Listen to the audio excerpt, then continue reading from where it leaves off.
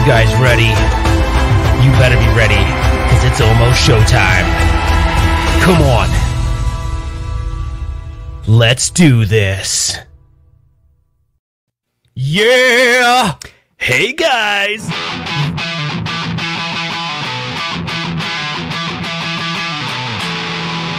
Welcome to the One Up Weekly Live!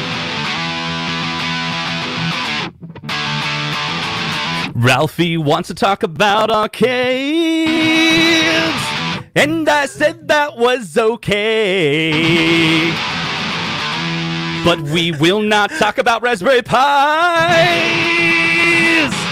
lest you hit one in the chat, but that doesn't rhyme. Anyway, guys. Dude. Yeah. Okay, so he told me before the show. He told me before the show he was going to do something, and he wanted to tell me really bad, but he didn't. That was actually really cool. Yeah, I thought we'd have a little fun today. That's awesome. So hey guys, welcome back to the show. So we have an interesting show today. We thought we'd revisit a topic because what had happened, with the whole like $50 cab thing. A lot of people had acquired, arcade one-ups where they got these for really good prices. And so now everyone's kind of wondering, like, what am I going to do with my cab now? So not only will this show and what we talk about apply to arcade one-up, it apply to any other like DIY kit you buy, even your at games to an extent. Although, we'll get into a little bit of that because a lot of the things you do with an arcade one-up to mod it, that game sort of already has in it. So you wouldn't necessarily apply all these concepts. But we're going to cover everything or as much as we can. Everything from aesthetics, which we'll start with, things like lit marquees and artwork. And then we'll go into like, how do you run the games? Because there's a bunch of options for that. And some are like more difficult. Like there's definitely, and Justin and I are going to talk about this, but there's all sorts of parts of the spectrum. And some of them where you enter is like based on the experience that you have. That's right. To recap, there's been a lot of people that we've been communicating with lately, and we realized they've just joined the community kind of more recently, and so maybe they haven't watched a lot of the shows that we have done, or maybe watched some of the videos that Ralph did on modding, and so we wanted to kind of help out and kind of break down. One angle that I was kind of thinking about it was like, why are they modding the arcade one-up cabinets? And I wanted to talk about that just for a moment.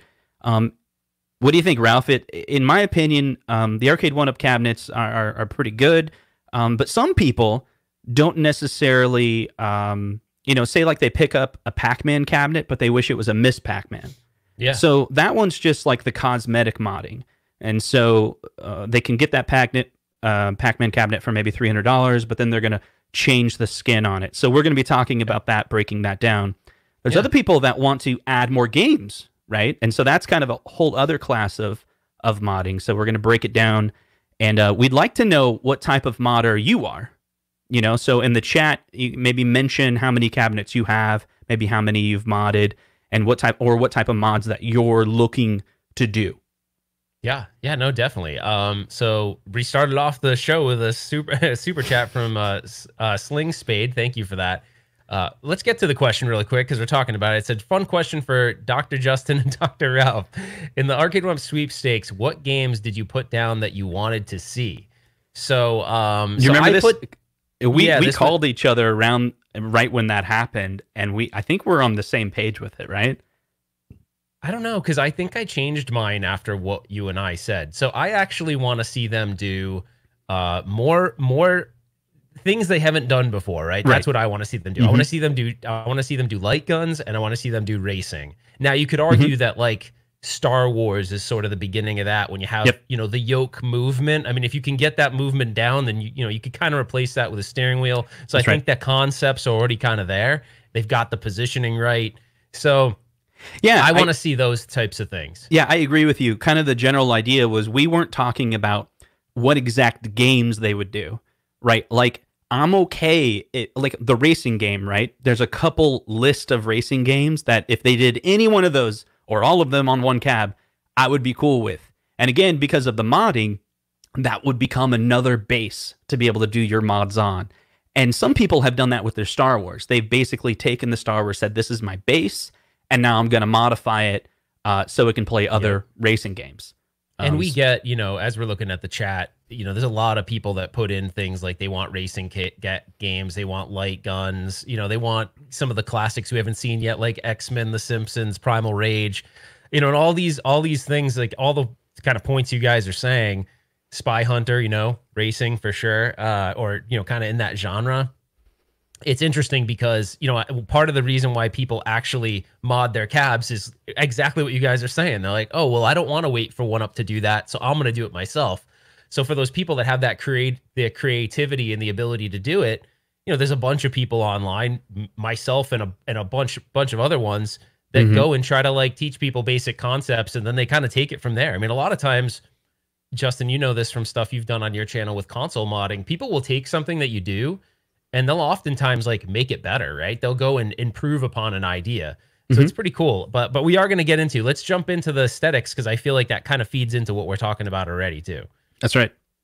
Yeah. So aesthetics, what are the things that you can change? So these are things that you may change without sort of changing the main, system that's running your games. So the first one that people always want, they talk about it all the time. Like, I want to light up marquee. Right. Why do they want that? I mean, Justin, I know every arcade I ever went to as a kid, all the games had light up marquees. It's like a staple for what an arcade game should look like. So, I mean, to me, I want it just because it's what I remember it looking like. Right. What and the about reason, you? Like, what's your... well, the reason why people want to do a light up marquee is because the first generation of arcade 1-up cabinets didn't have light up marquees at all. It wasn't until, was it Golden Tee was the first one, and that's considered kind of their second gen. By then they had already had like 8 cabinets out, so yeah, that was actually their first one that they did the light up marquee on. Yep, that's right. So there's an entire generation of cabinets that don't come with a light up marquee, and so that has caused several different companies to make upgrade kits for light up marquee, and a lot of people are buying them. And in fact, they're so popular that arcade1up.com now sells their own light up marquees as well for that not yet. First generation. Well, they're available. They're showing the price. I think it's $80 free shipping. And then you can click to get notified, when it's become available. So we were told when we were at CES they were aiming for later this year at that time. Who knows, because a lot has obviously changed. But anyway, there are other companies already that make light up marquees, right? And Ralph, you know them pretty well. Yeah. So I'll start with the one I worked with exclusively in the beginning. So in the beginning, when I started modding these cabinets, there was no one making them. There was no light up marquees at all. So you couldn't go and buy one. So we'd hack them together and make some. I made a couple. They were all right, but they definitely weren't as good as the guy that entered. The guy that kind of made the biggest splash was this guy, Scott Evans, and he owns a company called Arcade Game Factory. So his were by far the best at the time, and there was a couple little things that he had with it that people would complain about. They'd complain about light bleeding from the sides and things like that. Right. He's now done he's on his 4th or 5th revision at this point, and he's got all that stuff taken care of. So he's constantly innovating. But then, as others started entering the market, we had some enter the market and leave, like people that made light up marquees, and then there was maybe that didn't work out for whatever reason. They're not doing it anymore. The latest guy that's more of an independent, where Scott Evans has a website and it has an online store. Angel Otero, who's got, he has a big name in the space, but you have to actually contact him directly. There's no online presence for it. I think he probably can't get them out as quickly, but he does a really good job. So people tend to use those too. Now there's other people I know that are already selling other items in the space that are actually thinking about getting into the marquee space. And then you do have a bunch of people that maybe are lesser known that'll do single one-off things. But the one I have the most experience with is Scott's. Pretty much every one I buy is Scott's. I have yet to actually, I had one of Angel's. I didn't actually install it, but it was very well made. The artwork was very good. So those two guys stand out to me. So those are the ones right now that I would really talk about. If you really are interested, I'd check either one of those guys out. So I think we should make a quick pause on the show that we're having right now, and let's address some of the chat. So we got a super chat. Thank you so much, Slingslate. Because do you guys think Silver Strike Bowling is coming? So I changed my tune on this, and the reason why is that they've kind of gone dark on the whole concept. So it was my feeling, right? This is my feeling. I have no data to back this up. Is that the reason why it was off the floor is because it was conceptual because there was other conceptual cabinets right next to it. This one, I think they might have been leaning in a bit, and maybe they hadn't fully gotten agreement with Incredible Technologies. I haven't heard a lot on it yet, so it could be one of those things where they're holding it close to the chest and don't want anyone to know. But my gut is, if I go based on what my feel is it's not going to come out. Yeah. Another thought. Bozo, he says, "Hey Ralph and Console, how do you guys love your new Pac-Man? It's very loud, like the first Pac-Man cab." So yeah, we've been talking about that recently. In fact, let's be honest. Earlier today, we had a conversation about the Pac-Man, and we know, we brought up and mentioned, and other people have mentioned too, that the new Pac-Man cabinet is really loud. I even said a funny joke to Ralph. It's like, on one side we're like, man, the Pac-Man cabinet is like really, really loud, and that's a bad thing. Dude, did you hear? There's a new cabinet coming out pretty soon called the I Arcade. It's going to be really loud. It's going to be awesome. That's just a funny joke, because on one side it's like a good thing to be loud, and the other thing it's a bad thing to be loud. Really, the problem is you can't turn it down, right? Yeah. But so overall, we do really love the Pac-Man cabinet. So I like it. There's a couple things that obviously, I'll do the quick hitting things. Like if you look at it, it's behind me. And by the way, someone in the chat did notice. I saw the chat flew by. It's really hard, guys, by the way. I wish we could get to every single chat, whether it be a super chat or a non-super chat. It's just really hard because you guys are really active, which is awesome. But I brought the Marvel superheroes back from the storage unit. It's back in the room again. So I don't know if you see it. And there's a reason for that. And I'll tell you, actually, let's save that, Justin. I'd put this in the advanced mod category. There's something I'm going to do to that I think you guys are going to really think is cool. But we'll save that for the end. And remind me, because I do this sometimes where I'll say it and I don't get to it. All right. But back to the Pac-Man. There's a couple things that, like, I understand people, they're putting a lot more weight on Arcade 1-Up and making sure that they're closer to arcade authentic. I'd say the Marquee is pretty far back. It's further back than, obviously, I have a Miss Pac-Man Galaga, the 20th anniversary downstairs, the full size. It does go back a little bit, but it's not that dramatic. But I actually think it's kind of cool. I like it. So, like, I like the way it looks. My only issue with it is, the more I look at the sides of it, the more I wish the wood flowed down all the way, because then it kind of looked more like the Cabaret cabinet did in the past. Keep in mind, right? Okay, like, obviously, you could hate on Arcade 1-Up all you want. You can hate on this new Pac-Man cabinet, or you can take positive on it. So I think they will come out with a fix for the sound, first of all, because I hope they don't ship out new PCBs, because they could just give us the firmware update. They could give us the tool that allows us to update the internals of it, because I think it's really a software issue. If they want to do a PCB swap, fine, that's cool. But they could also give us, kind of like they did with the restrictor gate for the Burger Time, be like, oh, for the first wave of the 40th anniversary, here's a little inline thing that you can get, for, it probably cost them like $5 or whatever. It's a volume control, right? To fix that. Yeah. And the other things, I did have a fix that worked. If you put on the desk cam really quick, I'll show you. So this was like a really cheap fix that I came up with. It was just this little thing called it's really a ground loop isolator. So what you do is you plug this into this would not be the typical application for something like this, by the way, but you plug this into the PCB, and then you just plug the speakers into the other end of this ground loop isolator.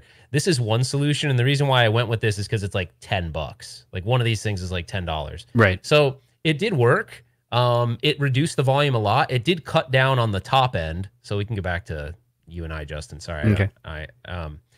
It does. I was trying to click it and I couldn't figure it out. It does kind of reduce the top end of the volume. The other option you could have is just put an inline volume control. So what you'd do is you'd put an inline volume control, and then you would dial that. You'd basically have to toggle the two. So you find a good happy medium where your one setting is soft enough for you, and then from that point you don't touch the inline volume control anymore, and you exclusively control it by the cabinet. Now, I will say, you buying a product, I don't agree that you should have to go and spend money and do that yourself. I'm just saying that is an option if you didn't want to wait, because they are aware of the problem. Now, I don't work for Arcade 1-Up, so I can't tell you whether or not they're going to actually have a solution, but they do know about it, and they say they are looking into it. So just, if you're patient and can deal with it, maybe you could just like put a piece of tape over the over the speaker for now, just to kind of reduce the noise. It totally sucks that it's like that. I don't know. It'd be really cool if like somehow they could make a system where a select set of people could get early the cabinets, you know, and then like test them out, and we would give feedback. And so I'm going to go on a tangent really quick here. So Mm-hmm. there was someone in the community that proposed a plan, and if you guys rally behind this, so let's do a little quick poll, because there was someone in the community that put a proposal actually on Scott Baccarat's desk. It was multiple options for him to do a program where users in the community could opt in, and they'd only have so many. Like maybe they'd pick 5 people, right? And those 5 people would get the cabinets that early, right? And maybe they were blank cabinets and they'd get the PCB, whatever it was, they would get access to it. They would do the evaluations and then they'd send the feedback. And the program even had things in there like rewards, where like if you got so many done, you know, or your feedback was very thorough, you could gain points that you could use for purchases and all sorts of stuff. To me, I thought this was awesome. Like, to me, this is like, it's the time is probably now for them to do that. Because let's be like completely open on this. Anyone that was, if the person isn't a 90-year-old deaf guy, you would have you just offended 1,000 90-year-old deaf men. Well, if you're 90 years old and you're deaf, you crank the TV up. I would. I'm probably gonna be old and have my ear. Well, I'm gonna be old, I hope, unless I just die. But I mean, you know. But you know, like when you're older, even my stepfather, he cranks that thing up pretty high, but his hearing isn't as good. But yeah, it should have got caught, but it didn't, you know? So, yeah. Oh, CT is like, oh my God, I'm 90. You're not 90. Yeah, it's funny. But Stringer Films, I agree with him. We're going way off the topic, by the way, but it's fun conversation. He said number one best thing was that they leaned the screens back. Yeah. I love the screen leaning back. Yeah. I think it's really cool. Now, there is one thing I wanted to share with you guys that could be really cool. So there is someone in the community, but I'm not going to name their name because it's a prototype and it's not a finished product. Oh, but there's someone in the community that's building a modified marquee for the new Pac-Man that makes it look more like the original, makes it look kind of more like the 20th anniversary. So the marquee will be back, but it won't be as far back. And if you guys remember those old systems, it's leaned back, but you have this big black section and then your speakers in the middle. So it will look way more like the original. That's kind of cool. But again, if you pay $400, you may be like, well, I don't want to spend that money doing that. But if you're really into Pac-Man, maybe you do. Yeah, but if you're really into Pac-Man, you're like, man, I want this thing to look a little bit more the way I want. That could be kind of cool. So anyway, we went off on a wicked tangent. So where we were, conversation. Yeah, where we were is we were talking about the aesthetics, right? For a little bit, we were like, Angel Otero. We got Scott Evans with the light up marquees. I think, are we on to full artwork kits? Yeah. So there's full artwork kits. Yeah. So that's the other option, right? It's like, well, maybe you just want it to look different, but you don't really want to do a full mod. Now, you can do artwork kits both ways. You can do the artwork kit because you want to do a full mod, or you can do artwork kits because you just want it to look different, right? People do either one. There might be someone that buys the Marvel cab and's like, crap, I love the Punisher is my favorite game on there. I want Punisher artwork. You can do that. Right? You can do a Punisher marquee and all that stuff. So there's a lot of people in the community that do this. Yeah, and Dr. Zohar makes a really good point. The aesthetics is 90% of the nostalgia piece, and it's true. It's so true. But that may be why someone, if you're picky, Justin, right? Like if you're really, really picky and you're like, man, because we're hearing it already. There's a lot of people that are super picky about the way it looks, and they loved the burger time because they nailed the burger time. They nailed, man. The burger time is cool. Now, a lot of people they didn't nail the controls, but they definitely nailed the aesthetics of it. So you may want it to look, exactly, but some people are a little bit maybe picky and going, no, the Pac-Man, I don't like the way it's recessed like that. But that's okay. You just don't buy it if you don't like it. But if you like it a lot and you go, oh, wait, I'm going to wait for a mod option or try to modify it myself, that's cool too. That's what's cool about this hobby is like, what I loved about the one-ups was that they're so easy to work with that it's kind of like a clean slate that you can sort of do whatever you want with, That's right.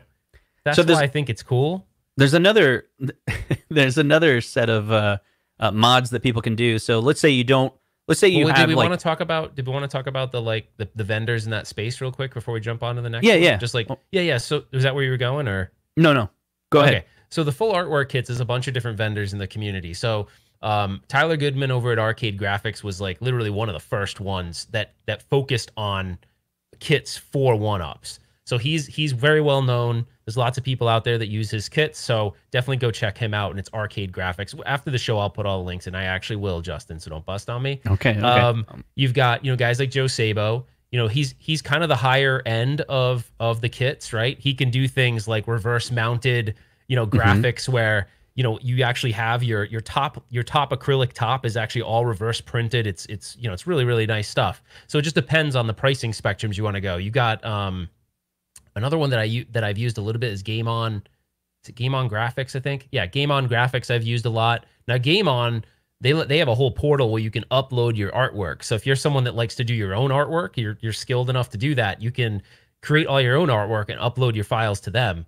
So those are 3 vendors that I've used quite a bit. Game On Graphics I've used a lot. I've used Tyler a lot, and I've definitely used Joe Sabo. So there's a lot of guys out there that do the artwork. Yeah, but not only could you reskin Escape it, right? Pod. Sorry, I totally forgot about Escape Pod. Yeah, so that's if, let's say you wanted to turn a Pac-Man into a Miss Pac-Man. That's like a simple example.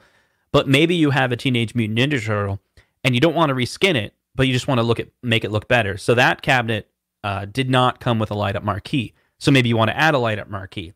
But you can also like replace the kick plate, because the current kick plate, the one that they sell just has the logos of the game. So maybe you want like a full kick plate, or what is it called? The J board, is that what it's called? Like the piece one right below the control panel. Right, you could add that skin. So again, on that one, you're not modifying the inside of it. You're only adding additional skin to the current one, or maybe it's the riser, right? So Team NT is a bad example for that because it's already got a custom matching riser. But maybe it's like the Street Fighter cabinet that you bought, and you want the artwork on the actual riser to match. And of course, Arcade 1-Up did come out with a riser for Street Fighter. I think that one was like a little plain for me, but if I was to, I'd probably go third party on that one for like a Street Fighter. Now I forgot a bunch of, excuse me, because there's so many more vendors now in the space that I forgot. I didn't leave out Tulsa. We're actually going to talk about Tulsa a little bit later, because Tulsa's kind of got like a corner on a couple items where they do those like exceptionally well. And then the other cool thing about Tulsa is Tulsa Arcades is starting to, and JC is a really nice guy. I'm friends with him. Really good guy. He so is Justin, and he's getting into some other new things too. So there's some new ventures for JC, which are really cool. Escape Pod's a great place for artwork. Now the differentiator between like all the others and like Escape Pod and Joe Sabo is they also do full size graphics for full size cabinets. So I've used both Escape Pod and Joe Sabo for full size artwork too. Game On Graphics also does full size artwork. Now I think Tyler might one off that stuff, but he's more specializes in the the Arcade 1-Up type stuff. Now I don't know. I hear this name come up a lot. I haven't worked with him before, but I guess Mr. Profit is someone that does great artwork as well. And then I don't want to forget this guy's name because he's a very good artist.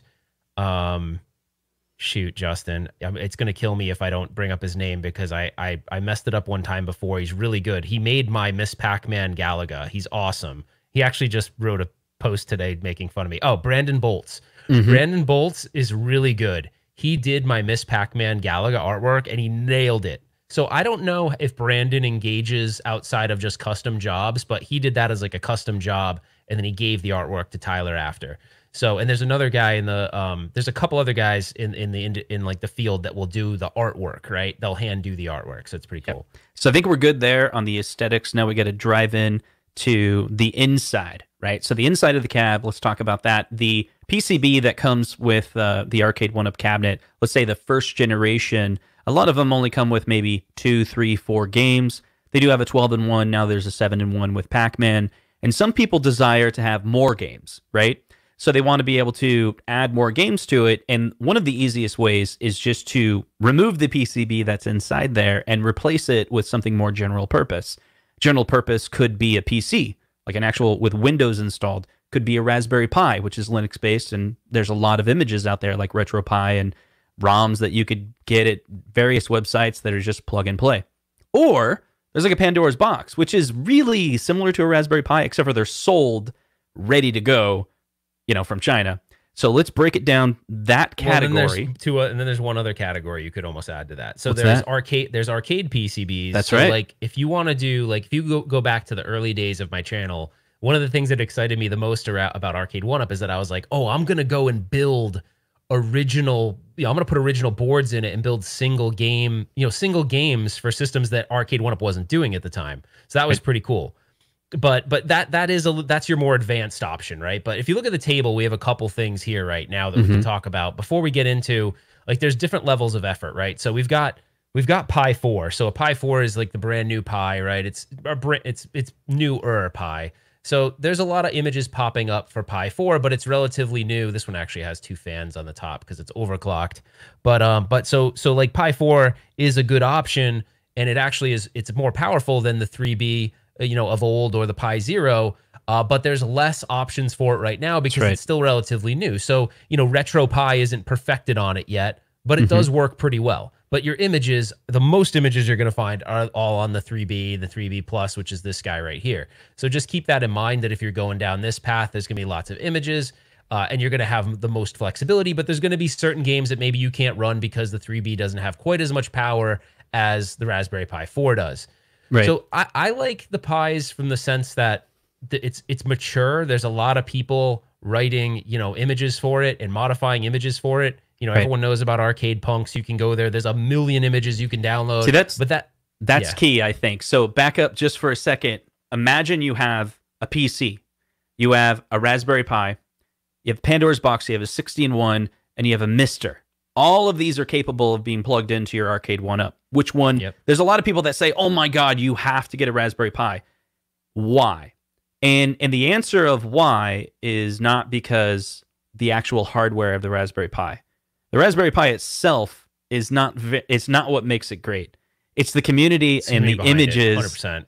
The community where they're like, hey, drop this in. There's 50 million ways to do it. There will be a point where Mister will have enough images out there, because really, if you think about it, there's an SD card and a Raspberry Pi. There's an SD card and a Mister. I can send you my SD card image, and it will, for either one, and then you're like set up. Everything else is just HDMI and input controls. And to be fair, if you've played around with Mister, the input controls are easier than a Raspberry Pi. It is actually on the Mister. It's so much easier to set up whatever type of controls you want on Mister versus Raspberry Pi. Now, on the Raspberry Pi, they have beautiful interfaces where you can select the games. Mister does not. But if you just care about playing the game, Mister will play the game 10 times better. And the reason why Mister isn't as popular as Raspberry Pi is it's newer, hasn't matured, and there's not drop-in images out there. But people are going crazy about CoinOps. Why? Because CoinOps follows that same model. I can give you my CoinOps build that has 10,000 games in it. You unzip it, and it just works, which is very similar to load this on your SD card for a Raspberry Pi or load this on Mister. That's what makes those things great. If all of those become equal, then it becomes, what's the hardware like on your PC? What's the hardware like on your Raspberry Pi? What's the hardware like on your Mister? And now you can see the difference. And I think Raspberry Pi is easy only because it's easy to download the images. Well, it's easy to download the images, and then the thing is too, you can go and buy. So the reason why I like the Pi, for like, if I'm teaching someone new, or someone like comes to me and says, hey, I don't know a lot about this, I need something that's pretty simple. It's really easy to walk someone through it, because the set of encoder boards that everyone uses is these encoder boards called Zero Delay. They work pretty well. They've now almost got them to the point where plugging in the buttons is like ultra simple. So you can't really mess up plugging in the buttons. When you plug those encoders USB plug into your Pi, and when you boot up your Pi image, it's going to say, I've detected 2 controllers, and it lets you configure them.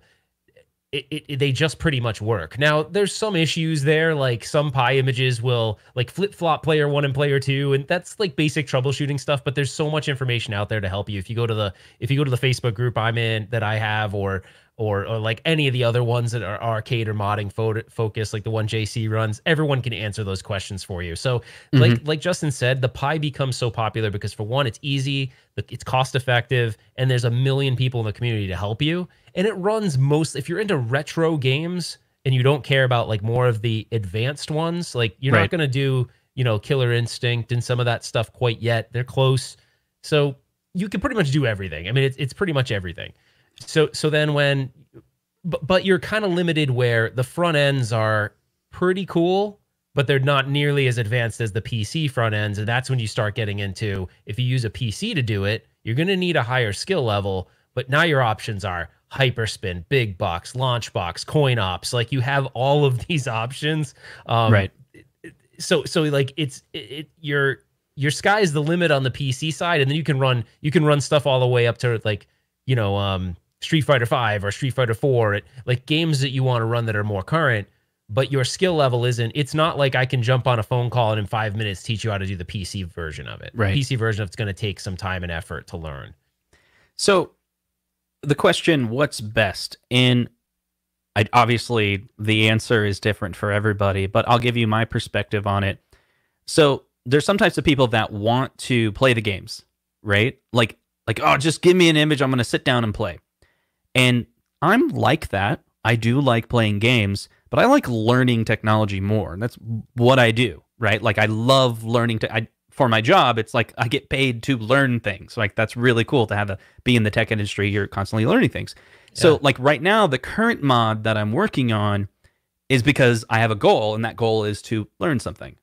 And it's to mod using a Neo Geo MVS. It's something I've always wanted to do. Never had a chance to learn it. So I picked up the Neo Geo MVS for, what are they, like $40? Actually, I bought it from DIY Retro Arcade, which we haven't mentioned. He's a good part supplier. So you can get those you can get a Neo Geo MVS for like $30 from AliExpress. He sells them in a kit for just like a little bit more, but you'll get it really quick, right? And actually, shipping is really quick. I bought his JAMA harness, and so his JAMA harness is better and cheaper than some alternatives. So it's kind of like you just get his Neo Geo MVS kit, and you're probably about the same price if you bought it directly from AliExpress, all things considered. But it's a complex mod, right? So I pick it up. You buy his kit, it's not plug and play, right? So you have a JAMA harness, but the JAMA harness has RGB. Like we're talking about like raw, high voltage signal RGB that needs to be connected to a super gun.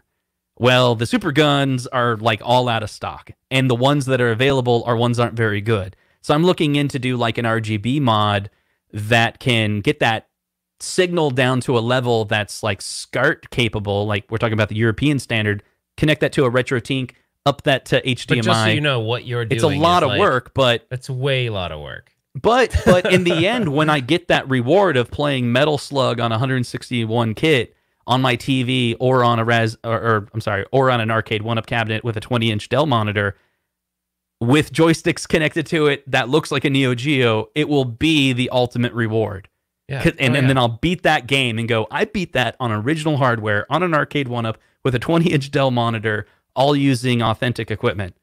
That's what I'm excited about. But the flip side of that is, I would argue what you just explained is the advanced side of playing Neo Geo games, because if someone said, I just want to play them and I don't care about all that, I don't care about original hardware, then they're going to go back. There's even a Pi build called like Neo Pi, right, where it has like all the Neo Geo games, and it boots up and it shows you the Neo Geo Unibios boot up. It's cool. But like, it just depends, because there are people that are going to say you're crazy for doing that, and then there was people that went, you're nuts for doing a Street Fighter 4 mod where you did all of that to play Street Fighter 4 when you could have just played Street Fighter 4 like Coin Ops or something. So it just depends. But that's what's so cool about the hobby is you can go way like super advanced in one direction, and then you can go, hey, look, you know what? It's super simple. I hooked up a Pandora's box. I followed the wiring diagram. I play these games, and to me, they're fine. It's stretched. I don't care, right? It looks fine to me. So it's just a matter of how far down the road you want to go. And then does the way it ran originally mean so much to you that you want to run original hardware? Because that's when you start getting toward, the original hardware stuff. So yeah, well, it's cool. like for me, I have a lot of those other parts already. I just didn't have the $39 Neo Geo MVS. Yeah. So I was like, this is a pretty cheap investment for a hobby project, right? Like it's like a weekend project. Once I assemble everything, I can put it together. I also picked up a Mister, which has the Neo Geo, core in it, and I also picked up like the little arcade Neo Geo. Like all these things can play like a Metal Slug game on it, but I don't have the experience yet. But I will in a few weeks of playing. Yeah. I'm going to play Neo Geo on Mister. Then I'm going to play Neo Geo on a real Neo Geo MVS, and then play it on an emulator. And then I can tell you, whether or not Mister is on par with a Neo Geo MVS. Everyone says it is, but I haven't seen that with my own eyes. I believe it is, but that's the hobby to me. Yeah, no, for sure. Actually, Jeff agrees with you in the comments, and this is funny because I think Justin and I don't. We used to talk about a lot about this, and we haven't more recently, but he said that modding has been more fun than playing the games themselves.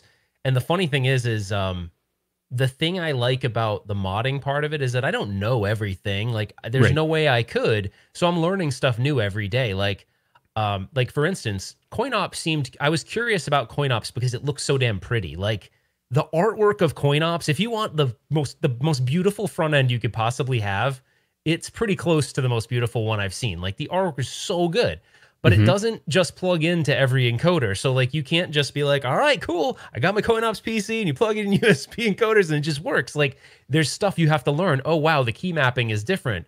But the one thing about CoinOps that is true is I plug in a Xbox One or 360 controller and it works out of the box with that. So if I want to just build a CoinOps PC and put it downstairs on my TV and play, have a ball, you can have that set up in an hour. But if you want to put it in a cabinet, it becomes more challenging. There's actually in the Discord, there's a whole group of people just talking about what USB encoders to use. Do you use a Brooks? Do you use the zero delay? So it can get pretty advanced. Where a Pi, it's almost like the Pi, you can almost give it any encoder and it works. So it's very versatile in that way. So it's hard to kind of mess a Pi up. Plus there's so many tutorials. Everyone knows that the first ever really like start to finish tutorial was the one that ETA Prime did for as far as putting it in an arcade cabinet. And you could follow that tutorial literally today outside of a couple of caveats, because some of the boards he's asking you to buy in there or telling you to buy in there don't apply to the Gen 3 arcade 1-ups. But yeah, it's crazy.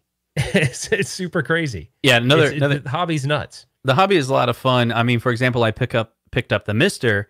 You can buy that kit for about $140. And then I got the SD RAM update. And so a couple weeks ago, I started playing with it, and I was like, okay, so I need controllers, because that's part of it, right? So it's loading the SD card, giving it power, connecting it to a TV, and then you need inputs. Like really, Raspberry Pi, same thing. And that's why I can say that, is because I started playing with Pi a couple of years ago, like 2014 or so. Played with that. I understand the concept. Play with Mister, and now I'm going, wait, Mister and Raspberry Pi actually have so much in common, in the sense that from what you need to do to set it up is load an SD image, put it into the thing, plug it into your TV, and get controls. Both same thing. So anyway, when I was looking around for controls, I literally grabbed the Sony PlayStation USB from the PlayStation Classic, the thing no one ever plays. So I picked up the PlayStation Classic for like $15, and it comes with two. And those were like right there on my, like right near me. And I picked it up, plugged it into the Mister. It just worked. Like it was great. Yeah. Like there was almost no setup to get that controller to work. And dude, there's a lot of chat playing games right away. There's a lot of chat going on that kind of feeds into this idea that like the modding part becomes so addictive. So someone said, I don't know if I agree with you on this one, DB. You said that like once you're done with the modding, you let down. I mean, you're let down. I actually really enjoy the. So for me, and I think Justin and I have talked about this. It depends for me, what he means by for me, it's a sense of accomplishment. I don't know what he means by being let down. Yeah, I actually feel very accomplished when I'm done with a mod. Right. It could be, and I think I know what he means. He may mean you feel like a sense of accomplishment, right? And you're like, man, this is great. And then a day or two goes by, and you're like, okay, like now more what? of a. So you think he's saying it's more of like a drug effect where. Like it's a high that you got it done and you want to go to the next one. I totally, if that's the angle you're taking, if that's what DB means, I completely agree with that. because that does happen. I mean, that is why that's why I have a storage room filled with them. Like that is true. And the funny thing is like I could literally be like, you know what? Let's just stop the channel tomorrow because all I'm really doing is finding other ways to play the same games. So, Right. I mean, it is fun, but like that is really what we're all doing. We're like, oh, okay, the Legends Ultimate is another way to accomplish something. The II Arcade is another way to accomplish something. A Pandora's Box, another way. Pi, PC, they all achieve the same goal to some degree. Some better than others, some easier than others. But if the goal is play retro games, but I think the thing that I love the most personally is trying to figure out how to get it to work. I do love the games, don't get me wrong, but there's also that challenge of, oh, you hit a snag and you got to go look and do your research. And that's actually funny. The funny thing, Justin, someone asked me the other day, they said, because I'm working on a video that we'll talk about at the end, and I'm afraid to publish this video. What? You have fear? I'm afraid to publish the video. What is it? Because there's so many variables to the thing I'm going to show that I'm afraid that I never ever be able to do it justice, because there's so many areas where I got stuck that I can't even like remember how to document what I did. Like there was a spot that I got something working and I'm like, crap, I don't remember what I did. You know what I mean? Have you ever had that before where you hacked so much at something that you actually like forgot to document the fix? So now you're like, crap, I don't remember if it was this option that fixed it or that one. Yeah. So that's tough because it's hard for me now.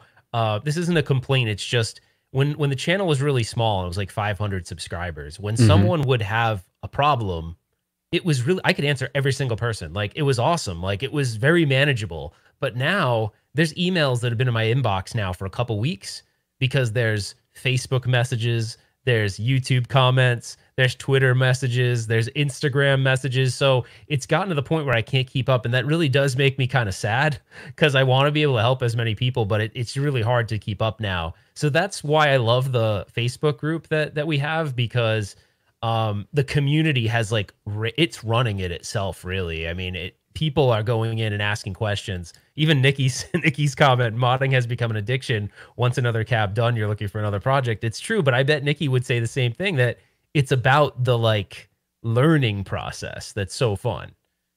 I don't know. At least that's my take on it. Yeah, I don't want to get too off topic, but I wanted to kind of in the topic of excitement about new things coming out and modding. There was this new thing that I just hit on my radar called Necessity. I didn't tell you about this, Ralph, but I'm like, yesterday I saw it and I was like, I'll actually share the screen real quick. I hope it's not too off topic, but it's just an example of, here it is. I think I can pull it up. It's an example of me getting super, super excited, and I'll explain why. So this, again, maybe this has been out for a while. I just saw it. It's $45 is the PCB that you can buy, and it's the original Nintendo, the front loader, right? Someone built a PCB that... So that's like basically a replica of the internal It's a replica parts? of the inside. I have, I don't know, about 30 front loaders in various states that are totally broken. And to me, this is a cheap, again, this is how I could spend a weekend. Guts? Like, is that the full guts? Like you could literally go shove that in and you're good? No. So you spend $45, you're going to get the PCB. And again, this is based on what I understand about it. $45, you're there. But then they have the build of material link in here. And you can't show it. I can't show it to you. But it gives you the parts list that you can get from like DigiKey and Mauser, which collectively is $15, right? And then you basically pick and place, you solder it yourself, and you're going to pull the PPU and the CPU from the original. But I think everything else, I was planning on doing this, but make everything sockets. And so basically, if I want to do like an NES, a Nintendo repair, I could pull parts from an original Nintendo that I think is broken and put it in this and then see if it, basically I have a test board. But literally yesterday, I was all like, this is so cool. And here's the excitement of it, right? And and coming back to our main point, this is why I enjoy doing the modding, is because I want to do this. I hope I can accomplish it. I want there to be a day where I solder every single part on that PCB. and I get it all working, and I'm only borrowing the 2 chips from an original, and everything else is just brand new. And I fire it up, cool. and I play Mario, and I beat Mario, and I go, look, I just beat Mario with a PCB that I built myself, kind of. Like I assembled it. That's really cool. Like to me, that's an exciting thing.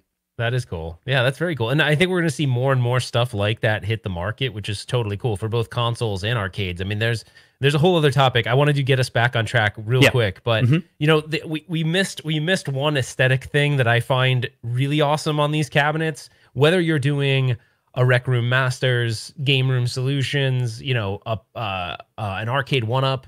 I don't think they look as good on NAC games, by the way, but coin doors, coin doors don't look right on NAC games to me because it's so wide. It just doesn't look right, but they look really good on an arcade 1-up. You put a coin door on an arcade 1-up, it looks awesome. Actually, I took away the Miss Pac-Man one for now, but they just look great, and you can make them functional if you want to. Like if you use a Pi, you can just map the coins to the select buttons, which would be your coin buttons if you don't have stuff on free play. So that's just fun to like be able to put a quarter in. It's a really easy thing to do. X Arcade makes a great coin door that's really easy to configure. So that's the one I usually use. There's other ones like Twisted Quarter that makes good ones too. I just find the X Arcade one's great. That's something that Tulsa Arcades does. That's something that Scott Evans does. It's really cool because they give you the front panel with the cutout already. If you don't feel comfortable with like a hacksaw or anything like that, you can do that yourself, or a jigsaw rather. So it's kind of cool. Like I love the coin doors, but circling back on the PC, on the options for sort of what you'd run your games on. Yep. The problem with what's the best is tough because it's going to be based on what your skill level is. That's really what it boils down to. And maybe what your goal is. Yeah, that too. But I mean, it's not impossible to get. You can go out online and get a lot of guidance around PCs. Now you can, or maybe what your budget is. Yeah. But you can build your own PC, but there's a company that I work with a little bit called Arcade-1, not Arcade 1-Up, but Arcade-1. This guy, Carlos, he makes a really awesome hyperspin build. Now, he works with specific encoder boards, and he tells you how exactly those need to be wired. But if you wanted it's not a plug and play, but if you wanted someone to build the PC for you, and all you're doing is getting the encoder boards and wiring it, Arcade-1 is Arcade-1 is a really good place to go. So you're going to pay more though, right? Like you could buy a $90 PC and throw coin ops on it. You go to the Carlos route, you're going to pay like $500 for it. So it's just a matter of what your budget is. So before we go to the next topic, we got a couple super chats. You want to answer that one, Ralph? Yeah. So does Twin Galaxies treat Arcade 1-Up as official equipment? I don't know that, but I'm going to guess hell no on that. I'm going to say that there is no way they treat it like original equipment. I do wonder if they treat arcade ROMs on a Mister as original equipment. I'm going to guess no on that too. But it's an interesting thought, right? But they kind of should. But I don't think they do. All right, Sling Spades. Thank you for the super chat. So sorry to interrupt, but is Arcade 1-Up doing a summer reveal since E3 is canceled? Anyone know? So they haven't been sharing a lot with me lately when I ask. They're definitely going to have some announcements, but they're not telling me at least. I've asked a couple times, and I get to the point where I'm talking to either John D or David, and they're not giving me any kind of guidance right now. But they are announcing things. They're gonna still announce things. I just don't have like a good concrete answer to that. As to like when, I would guess it'd be sometime in the next couple months because it's going to be across the time at E3. Anything that they would have announced then is probably going to get still announced, but it's how they announce it, which is going to be interesting. I had this idea, Justin and I were talking about it. Remember when I gave you that idea that they should rent an old warehouse? So I thought they should rent an old warehouse, do a live stream, like set it up like it's an arcade, and have all their games in there that they've already released. And then shuffled in between those games, have the ones that are not revealed yet covered, and then have people. This part's kind of a stretch. I was like, have people from in the community that are really excited, maybe have been evangelists or whatever, come there and they do the reveals on their behalf. I have no idea whether they would do any of that, but it'd be cool. Like I'm thinking like a really funky, cool old warehouse, like something that just looks like really badass. And do it in there, but decorate it like an old school arcade. I just thought that'd be cool, but that'd be really cool. Do it as a live event though, Yeah. Social distancing, of course. Yeah, it'd be really cool. Maybe they do it over Zoom, You like we do. We connect all of the fans, enough fans, get cool. and then everyone mute, and then they do the reveal, but then it's like live on YouTube. So DB has a super chat. He said, Ralph, did you get your side and light gun? I saw he's doing a second round of orders. So as far as I know, the last update was a couple days ago, and they were saying around August/September is when the first shipment should arrive. I think I was in the round 1 Kickstarter for that, so I'm really excited. The gun looks sweet. He looks like he's got the recoil PCB. He's going to get that out in time, because initially he was thinking he was going to have to ship the gun without the recoil PCB, and you had to open it up and add it. That would have kind of sucked. But I'm super excited about this. And then, Justin, what's the console that adopted his technology? Is it the Polymega? Yep. Yeah, so the Polymega is going to actually use the Sinden technology, so that's pretty cool. I'm super hyped on this thing. I know there are people in the community that think it's not coming out. I 100% think it's going to come out. I do, 100%. And it's going to really revolutionize, I think, how we play light guns on modern displays, because it's actually going to be good. Yeah. Modding cocktail cabinets is kind of a cool concept that a lot of people don't. I mean, you don't see that often in the community, people doing that, but that's an interesting one. I think one of the problems is the cocktail cabinet. If you're already limited in space, then you have to kind of put it in an area of your room where there's plenty of room around it for you to sit down, right? And then, honestly, that's why I've not bought one, is because I'm like, where would I put it?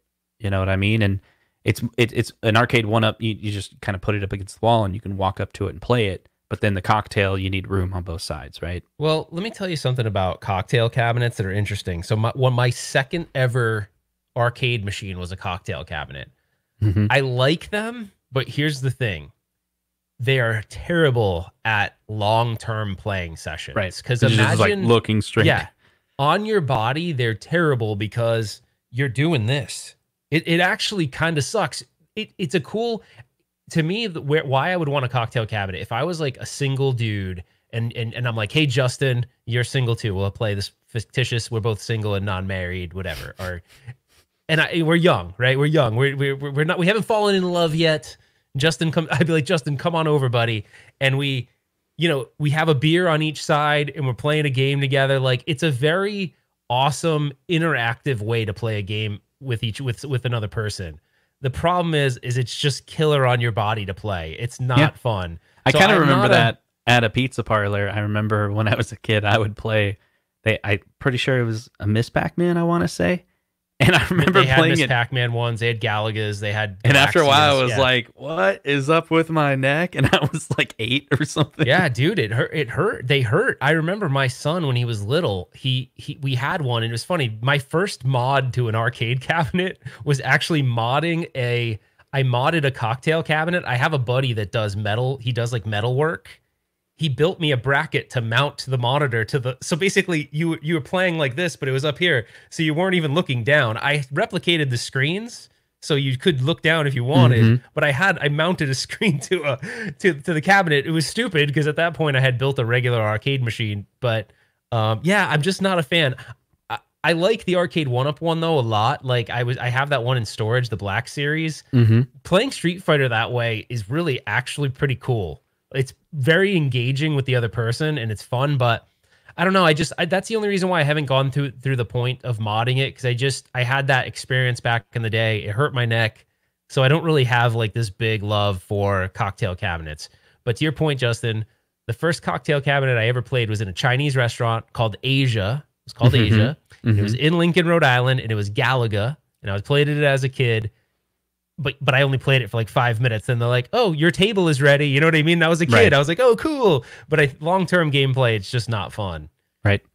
So I think that did we talk about the monitor upgrade kits? Because surprisingly, a large amount of people are. Holy crap! That might be one of the biggest mods out there, right, dude? So this is so crazy. So the Dell, if Arcade 1-up is listening, wouldn't they be selling Arcade 1-ups with 20-inch monitors? Because I think it's one of the most popular mods. It is. So the crazy thing is, so the 2007 FB is the monitor that, or is it FP? I can't remember. I think it's FP. I hear it's FP and or FB for some reason right now. FSB? I think it's no, I think it's the B FP. stands for business, and I think the B's at the end, that's right? it. Yeah, yes. So the FP or FB, whatever. I think the business one doesn't even matter. So everyone started modding your arcade with these Dell Ultra Sharp 2007 20-inch monitors. The reason why is that it's very, very difficult to find a 4x3 monitor that's like this with these kind of connections. They don't even make them anymore. So this was like a really popular option. So everyone started making them. Well, JC over at Tulsa Arcades was like, he thought of this as a business opportunity. He's like, holy crap, I could make mount kits that make it super easy to mount that thing in your cabinet. So it got so crazy. There is a huge amount of these 2007s sitting around in warehouses and stuff. At one point, it got so out of control that on eBay, these vendors were probably like, they resold old how much were they going for business. Originally? Like, it was like $30. Like no one 40, even cared. Yeah, no one cared. And you go look at other monitors that are around the same size but don't have all the bells and whistles that the 2007P does. And they go for like $30-$40, right? And now I just picked up one. I think I paid $140 for it. Yeah, no, they're stupid expensive now. But here's what's so crazy is imagine being the guys that their job is like recycling equipment like this, right? Because there's places like this all over the place. So there was a guy at some point being like, dude, why are we selling a ton of 2007 FPs all of a sudden? And that was because of us. Like we all were buying them. The community, so, right? Yeah, but that's what I meant. Like everyone here, right? And and now it got to the point that on eBay it would say like compatible with Arcade 1-Up. Now it's not compatible with Arcade 1-Up at all, really. Not really. It's just you can put it in. It's not like you can like go up to your cabinet and just put it in and it goes. You need the mount kit, you need a bezel and all that stuff. But JC has perfected the mounting kit for the 2007 FP. So if it's something where that's what you want, if you can find one now, they're really hard to find. But I looked locally on Craigslist, and there were several available on Craigslist, and I was like, but I don't know, and they don't know that they're Arcade 1-Up compatible, but I ended up just buying from a reputable place on eBay because it was just like random people on Craigslist that had them available, and I don't know, it was all the sales on Craigslist I've done sometimes are sketchy, and anyway, whatever. Yeah, so it's just one of those things that they're kind of starting to dry up, unfortunately. So it'll be interesting to see. I think we need to find an alternative, but that's the thing. So, Justin, this is totally your topic, but remember that website you can go to where you can look at panels? It'll look at different LCD panels. Well, the problem ends up being is as you start getting into the reason why Arcade 1-Up I'm sure uses 17-inch is because you can find 17-inch that has the right aspect ratio for these old games. When you start getting into these larger monitors, they're not making them anymore, so they're widescreen now. So that actually becomes a challenge unless you actually put a widescreen in and somehow like you don't use the sides, right? You force it into 4:3 and then you just like create a bezel where you're, what I mean? That would be wasteful. So the good thing is you go to that panel website, it actually ties you back to manufacturers. There is a ton of these BOE 17-inch monitors out there. Yeah. And who knows who BOE used to make these for? They could have been medical for all we know, right? And they're like, crap, we have 50,000 of these things left. Sell them to this Arcade 1-Up company because they seem to want them. So I did a little research, and I don't know. I think I have it bookmarked somewhere. I was talking to JC about it because he's obviously moving a lot of these kits, and there was actually another, and I don't want to mention what it is because then that will become like out of stock, but I'll explain the concept. The concept is there are other Dell-like older panels that are available currently on the market so the Dell itself has DVI S-Video, right, as an input. And so you can connect a Raspberry Pi to that. But which one of them, if you take the actual, what is it called? That piece, it's like an inverter board or converter board, the thing that's actually changing it. The VS display board? Yeah, kind of like that. Like that adapter that we buy is so you can go HDMI to LVDS. Yeah. So I was like, how many? Do that if you replace the monitor. What if you just take the Dell monitor and take all of its parts off? There's an LVDS on the inside. Yeah. And so that's what I started looking for, is a drop-in replacement to an arcade one-up cabinet where you buy it, then remove all the parts from it, and what you have, you need to supply it power and LVDS directly from the arcade one-up PCB. Yeah. And So it looks like the only monitor I found myself that worked with the Gen, guys, don't do this because you will ruin your Gen 3s. On a Gen 1, there's one monitor out there that I found that was wired the same LVDS pinout as the Gen 1 PCB, and it's a company called Holland Computer. They sell a 19-inch arcade LCD. If you strip all the back off of it, you end up with a raw LVDS wire that you can plug right into your arcade one-up PCB, and it will work. Right. But the thing is, they changed some of the pinouts on Gen 3, so they won't. But I was kind of excited. The problem is that Holland Computer sells this monitor for an ungodly amount of money. It's like $200. So I was trying to find something that's more consumer grade and highly available. So eventually, I think someone's got to make the plunge. That's the thing. Like, I was there. I was like, all the spec is there. It was like whatever, 30 pin or 40 pin. That was accurate. How many? It's like an 8-bit versus 10-bit. There's all these variations, and if you have that all lined up, then it should meet the spec and it should work. But someone's got to spend the $70 to try it out, and maybe it won't work. You guys also need to be careful. Now, I've been asking Justin to make this video for a while now, and it is such up his alley. Tell me, I'm going to tell you guys the video, and you put a 1 in the description or in the chat if you want him to make this video. You're going to make me make a video now, right? I told him, why don't you take a Gen 1, like, so basically you take a Gen 1, I lost my train of thought. Arcade one-up PCB? Yeah. Take a Gen 1 arcade one-up PCB and tell them what VS display board they need. Take a Gen 3 arcade one-up PCB and tell them what kind of VS display board they need. Sorry, no, let me start over. I'm totally all over the place. This is why you wouldn't be good at making this video, right? The monitor. So there's really three different arcade one-up monitors. There's the original Gen 1, there's a 1.5, and then there's like a 2 that came later. The 2 is in the Gen 3s and everything. But the thing is, different VS display boards work with those because the LVDS pinouts are different. So I thought it'd be cool for Justin to make a video, since he loves monitors so much, where he shows every monitor you can get stock and the exact VS display board you need.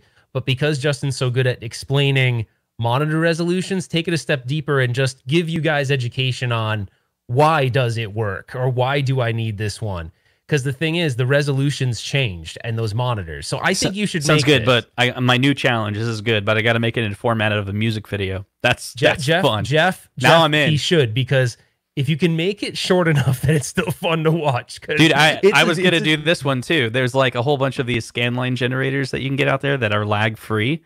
And I was like, which one of these are operating at the same signal as like an LVDS and add. I was going to look into it, but again, it's one of those things where it's like, I have a problem. Like, whenever I dig deep into like a weekend project, I have to be confident that I'm going to have an outcome.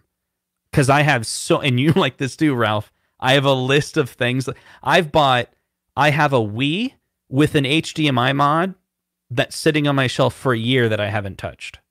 I want to do it, haven't done it. I got an RGB mod for a GameCube, like I haven't done. And so I have to be very selective with my impulses. But can I tell you why I want you to do this video so bad? Is because we've got all these people. So like before, people were stopping buying the Gen 1. So everyone understood how to mod the Gen 1s. Well, now these newer machines are coming out. And if you let's say you go back and watch that ETA Prime video, this isn't anything against him. It's just at the time, that's how you modded it with that VS display board. But now you have to use a different one. And it could have some ramifications where if you put it in wrong, you could actually blow the screen out. So you have to be careful. Like, the power has moved, I think, on some of them. I think the new ones, they like moved it. So like the pin 1 is actually on the other side of the LVDS connection. So imagine how much it would suck to come home, you're all excited to start your mod, and you plug in your VS display board and you burn out your monitor. You know what I mean? Like, that would suck. So just be careful if you guys are trying to modify the newer generation ones. Make sure that you're getting the right VS display board. So hopefully I can convince Justin to make that video eventually, because I know I'm not going to make it because he would do a much better job than I would. So I'm hoping that I can get him to do it. Okay. So there was a super chat by Zohar. He said, we should just all write strongly worded letters to Arcade 1-Up and demand 20-inch monitors on all future cabs. So I kind of go like two ways with this. I like the larger screen, but I also feel like depending on how picky you are about that stuff, you are relatively close to an Arcade 1-Up when you play it. That's true. So like, it not, you know, for games like when I was doing the House of the Dead mod, the 20-inch monitor made a huge difference to me. It just seemed like, I don't know, I had tried it initially on the Arcade 1-Up monitor, and I'm like, oh my gosh, it was a night and day thing. I liked it better on 20, so I went with 20. So it's going to be one of those like preference things, right? I doubt we'll see them do a 20-inch monitor in the near term, maybe down the road if they decide to go that way. But so I have this idea, Ralph. I think we should do a part 2 of this show. I think so. I didn't realize how. Hold on. Yeah. The part 2 of the show starts in 5 minutes. What? Are you ready? In 5 minutes. Don't go. The show is not ending. We are taking a mid-break, aren't we, Ralph? That's right. So Ralph doesn't know I'm doing this. We're not taking a mid-break. Kim will Yeah, kill we're me. taking it. No, we're not. No, we're going to have Kim be killed. So check this out. What? Kim's going to kill you. Yeah, see, everyone's hitting ones. She'll understand. We're not doing a mid-break. Check it out. No, I really can't do a mid-break, though. Yeah, so this is... Check it out. Don't leave. It's not a final thoughts. It's inner thoughts. Intermission thoughts. No, I'm not doing it. We're not doing intermission thoughts. This is final thoughts. In this episode, we talked about how... Intermission thoughts. Oh my gosh. Retro Ralph knows an ungodly amount of information about modding your Arcade 1-Up cabinets. He's literally done over 100 videos, at least on YouTube, about modding. And no one knows that, because they probably only watched 3 of them. What? This is He made a video. Final thoughts. He made a video every 4 days, but no one noticed. Every That's true, actually. 4 days for a whole year. And that's the truth. And that's how he got 30,000 subscribers, or close to. You think it's because he's good. No, he just saturated the market. And he was so good that I recognized this. And I was all like, I can't do a video every 4 days. I can only do a 4-minute video every 2 weeks. And in the process of doing that, I got about 3,000 subscribers. And I noticed that Retro Ralph is a really good YouTuber. And I'll just pretend I'm good by making a podcast with him. So this has been the 1-Up Weekly, produced by Ralph Ronzio and Justin Dillner. And none of this was planned, and Ralph is cracking up because it's all true. And someone else agrees with you, so... All truth. And guess what? The show's not over. Okay, the show... It's just getting started. Okay, no, that's not true. The show is ending soon. But can I show So this is now part 2 of No, we Pimp, can't do part 2. your arcade. We cannot do part 2. I'm not even joking. Welcome Cannot do everyone to two. part No, 2. Oh my god, Zohar, I'm confused too. I can't do part 2. Okay, I just want to show the last thing so we can go because I gotta spend time with Kim. All right. I told her I would. All right, so let's go to the. I say we can't go. We can't go. Like a whole bunch of people have to hit like. And once we get to like 50 likes, then we'll go. No, will you stop? Hold on. Once we go below 200 concurrent, then we'll leave. Hold on, I gotta show this really quick. Here, get to the table cam really quick. So this is do the table cam, please. Thank you. So this right here is a project I'm working on. So this is actually the reason why the Marvel cabinet is back up here is that there's a guy that I'm working with. His name is his company is called 8-Bit Roots. And he's I love that name. That's awesome. Yeah, it's a really cool name. Yeah, it's a really cool name. So the name of his company is 8-Bit Roots. So he's working on productizing these sort of LCD displays for your marquee. So right now it works with a tracked mode on RetroPie, and there's the problem with this is the video I'm nervous about because it takes a lot to get this working, and then when you do get it working, there's just like you got to have the images and all that stuff. But his idea is not to necessarily send you something that's going to out of the box be like a plug and play thing, but give you sort of some guidance about how to do it. And then I don't know yet if he's going to custom make all of these, but I really like what he did here because he basically made it look like the Marvel cab. He matched the T-molding. If you look, he's got the yellow T-molding on there. And I still have the reason why this looks a little faded is because I still have the protective coating on the piece of plexi right here. But I'm really excited about this video. But you guys got to cut me some slack because this is not something, I'm going to say it in the video too. It's not something I'm an expert on. I'm probably going to have to throw the disclaimer out that a lot of this is new to me. So I don't build custom images for these things, but I'm really excited because it works really well and it looks awesome. So I'm super excited about this. So this is something that I'll be working on this week to hopefully get the video out. And the 8-Bit Roots guy, like he's super excited about the video. He's a smaller company. He sells a couple little one-up mod products, but this is his kind of new baby that he's trying to get into. And I love that people think I don't love the Pixelcade. So, hey, look, here's the thing. We all have products that we like or dislike for different reasons. I don't dislike it. I think it's an innovative, cool thing. I just am not a fan of the look of it, right? It looks kind of light bright-ish to me. And I'm not a fan of the look. I would rather it look like a real high-def image than that. So that's all. It's not a diss. Oops. It's just not for me. Well, I think what I like about that is it's always good to see, different ideas being explored. So we should all be supporters of that. Even if there's another product out there that you're like, no, this one's already great. Well, this other one is completely different avenue. And so that's pretty cool. And someone may like that whole look of it. And then if they do, then it's awesome, right? So there you go. There is one thing. So Justin, I wanted to show you one more quick thing. Hold on one sec. Yep. So when we start talking about getting crazy and doing crazy things in the world of gaming and everything, this is one of the things I've been kind of really excited. It's been consuming some of my time. But what you're looking at, oh shoot, sorry guys, I just turned my camera off. Sorry. What is happening? All right, that's back.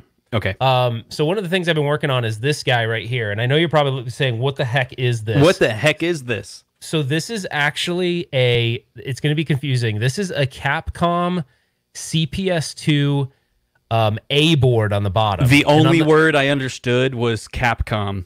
And on the top, this is actually something called a Dark Soft mod. So what this is it replaces the game board. This was actually a Marvel versus Capcom.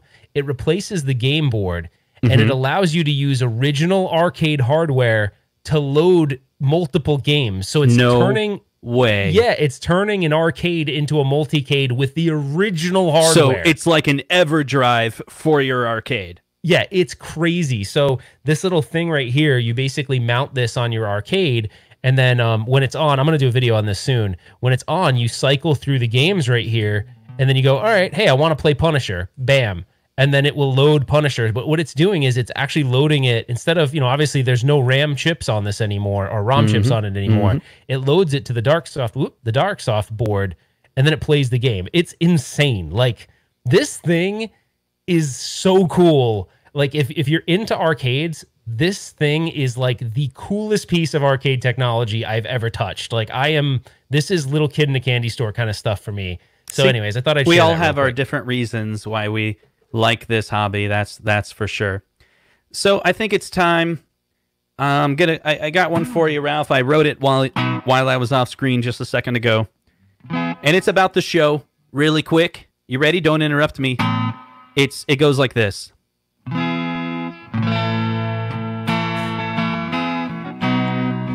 He's a good boy, loves doing mods and his arcades and his one-ups too. He's a bad boy, cause he sideloads his games and likes Pandora's box and the Raspberry Pis. Now we're free playing. Yes, woof. Anyway, that song's about Cowboy Ralph. All right.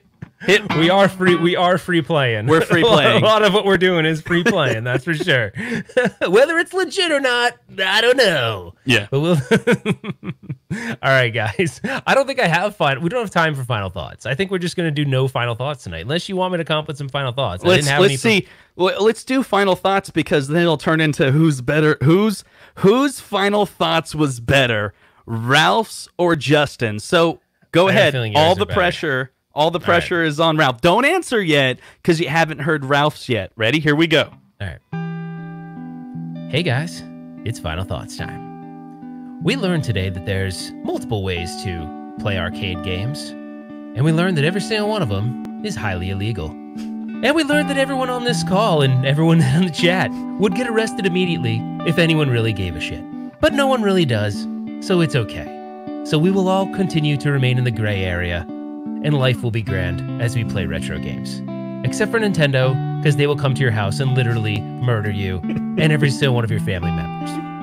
Now, we also learned that there's an enormous amount of wealth of experience in the industry here that we live in of home arcades. And there's many vendors you can choose from, and they're all really great. They've actually built their own businesses based on these products that just came out a couple years ago, and that's pretty damn exciting. We also learned that Justin can be a gigantic jerk. But hey, I didn't know about it, and so I got to experience his jerk behavior live on air. Oh, what? Hey.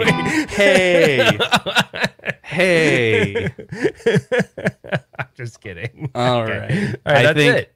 Is that it, or is there one more thing for you guys? I don't have anything else. Do you? I got one more you thing. Do? Okay, of course we do.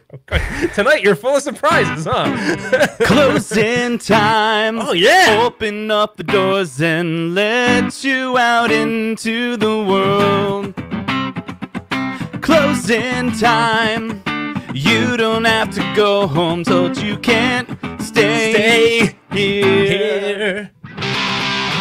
I know who I want to take me home. I know who I want to take me home.